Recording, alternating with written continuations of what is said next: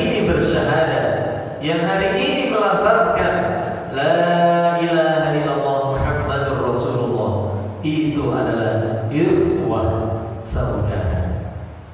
Para jamaah yang dirahmati Allah Subhanahu wa taala, tentu ada tahapan-tahapan.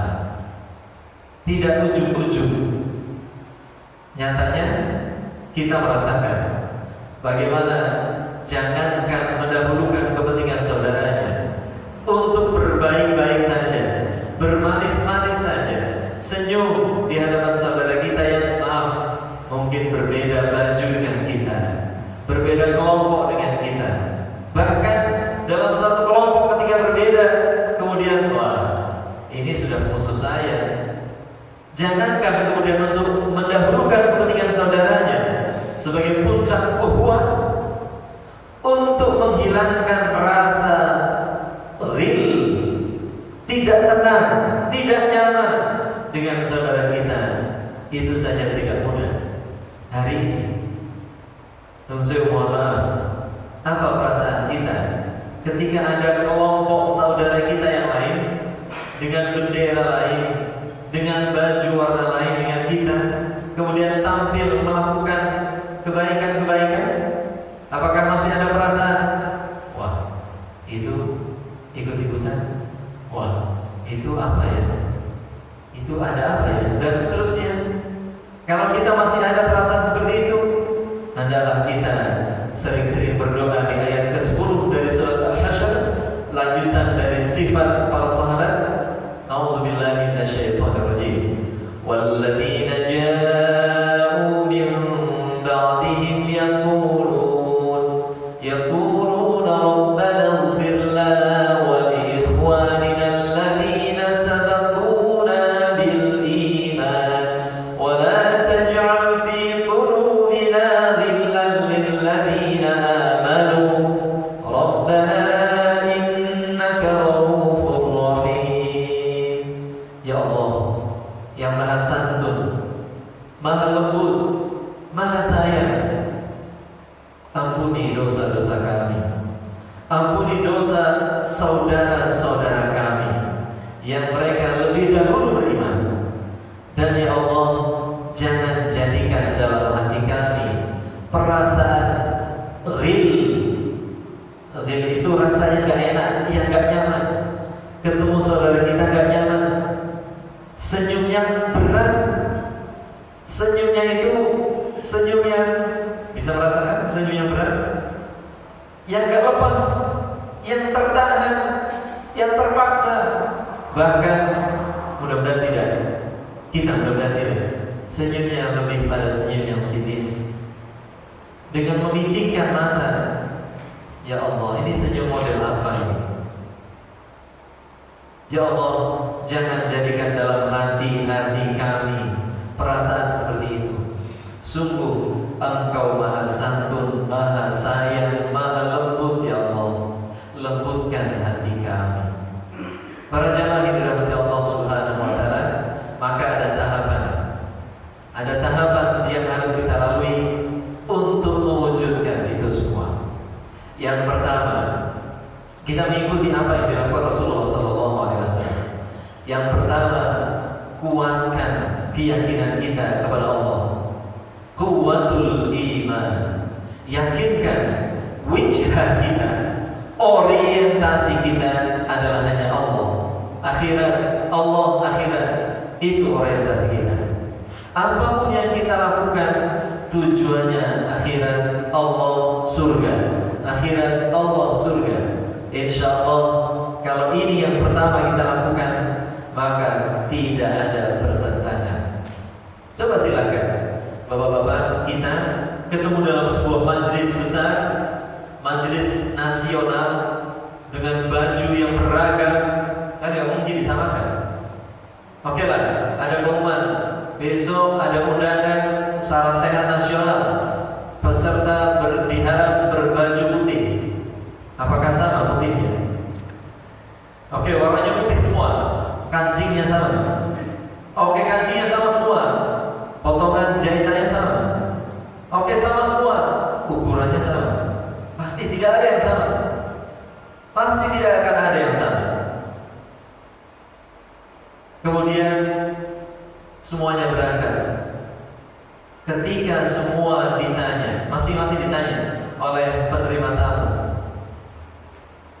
mau kemana? Surga atau neraka? Kira-kira kalau semua tamu ditanya, mau ke surga atau neraka? Ada yang jawab mau ke neraka? Tidak ada satupun. Dengan ragam pakaian, ragam bahasa, ragam adat, tata cara, ragam cara berbicara, semua akan mengatakan ke surga, ke surga, ke surga. Didata semua dari semua tamu, dari semua asal yang berbeda. Ternyata wijhatul wahidah, satu tujuan, satu orientasi, ke Allah, ke surga, ke akhirat. Tanpa kerelaan saja kita pasti kembali ke akhirat. Tanpa kerelaan kita, artinya dipaksa oleh Allah. Apalagi kalau kemudian kita sadar, ketika ditanya mau kemana, surga neraka, surga, surga neraka, surga, semua akan ke satu tempat yang sama, satu tujuan. Walhamdulillah. Kemudian tahapan kedua, setelah kita meluruskan keimanan, akidah, orientasi hidup kita, maka yang kedua kita berlatih salamatus sadr, rahabatus sadr, lapang dada. Bersihkan dada ini dari kepentingan pribadi. Insya Allah, kalau kita sudah satu tujuan, maka pelan-pelan, bertahap, kita akan mampu membersihkan hati ini dari rasa tidak enak, tidak nyaman, tidak bersahabat, rasa gundah dengan saudara kita, rasa tidak nyambung dan seterusnya. Allah yang menghilangkan, bukan kita. Fa asbahtum bi ni'matihi ikhwana. Maka Allah akan mencabut rasa yang tidak baik itu. Allah akan hilangkan itu dan Allah gantikan dengan fa asbahtum bi ni'matihi ikhwana. Masya Allah. Ibu bapak yang dirahmati Allah Subhanahu wa ta'ala, kita belajar dari Sumpah Pemuda, peristiwa yang menjadi momentum persatuan bangsa, yang 17 tahun berikutnya Allah berikan nikmat merdeka dari bangsa ini. Bagaimana bapak-bapak pendiri bangsa kita saling legowo untuk menghilangkan ego masing-masing kelompok saat Sumpah Pemuda.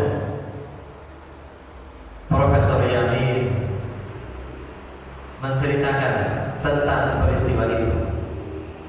Ketika hampir pada puncaknya tanggal 28 Oktober, kemudian setiap perwakilan organisasi itu diminta untuk menyepakati sebuah pernyataan bersama. Awalnya tidak mudah, saling berbeda satu dengan yang lain. Tapi kemudian diingat nomor satu tadi, satunya tujuan. Dalam hal ini bangsa kita waktu itu tujuan memenangkan negeri ini, menyingkirkan penjajah. Tentu ini yang menjadi pengikat. Nah, apalagi kalau kita disatukan dengan surga, dengan akhirat. Tentunya Allah Subhanahu wa ta'ala lebih akan memberikan banyak kenikmatan persaudaraan. Ini yang kedua, salamatus sadr, bersihnya hati, bersihnya, lapangnya dada dari rasa yang tidak enak. Caranya bagaimana? Husnul dzan, berbaik sangka, hilangkan rasa prasangka kepada saudara kita, kecuali prasangka baik. Para ulama mengatakan, jika Anda menjumpai saudara Anda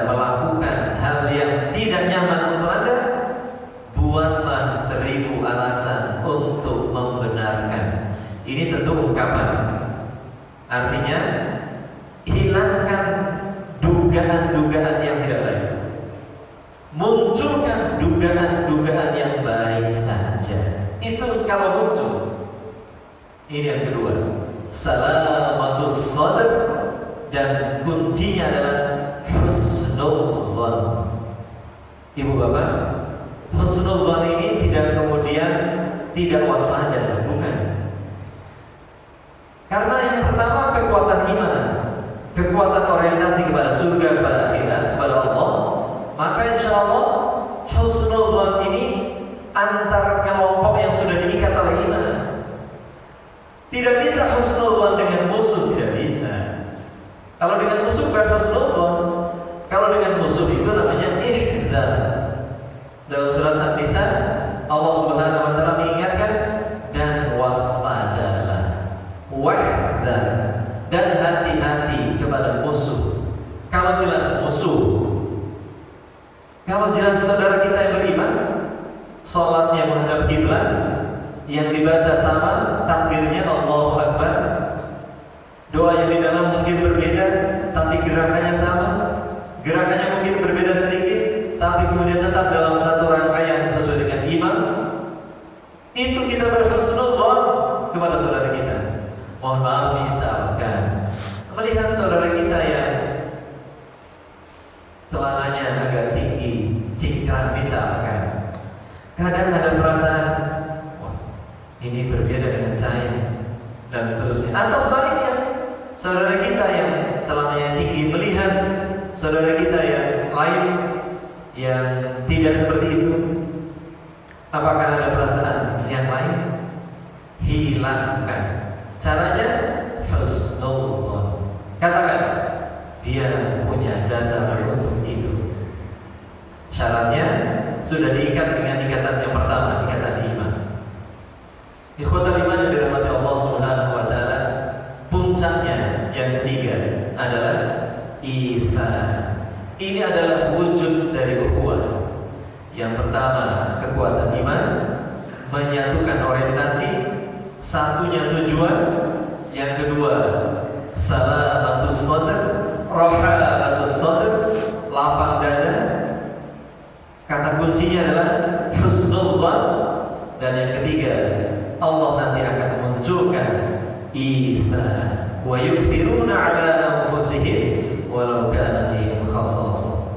Puncak dari ukhuwah adalah mendahulukan kepentingan saudaranya walaupun dirinya memerlukan.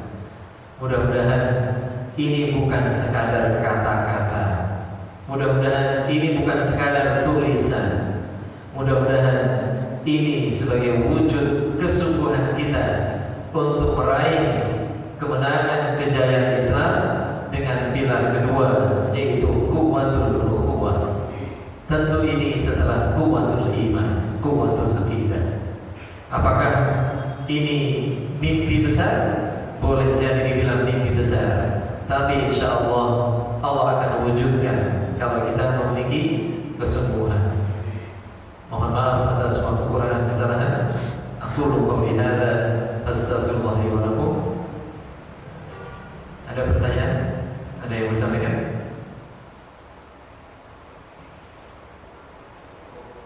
Tidak ada?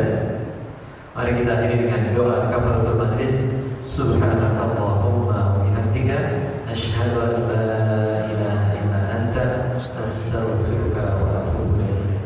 Mohon maaf. Terima kasih. Assalamualaikum